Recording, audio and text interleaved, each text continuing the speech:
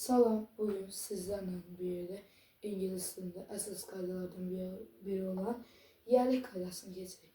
Yerlik qaydası iki yolla düzəlir. Apostrof S və S apostrof. Əgər sözlər təkdədirsə, biz buna apostrof S qoyacağıq.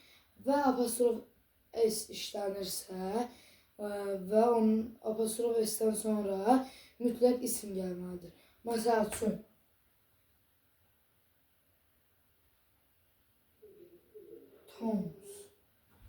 Tomun, məsəl üçün, cat, Tomun pişiyi.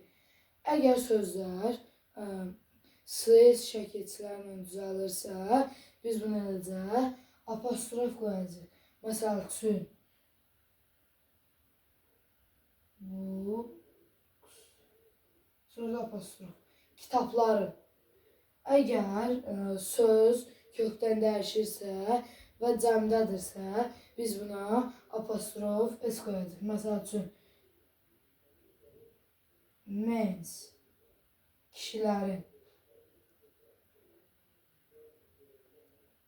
women's, qadınların və s.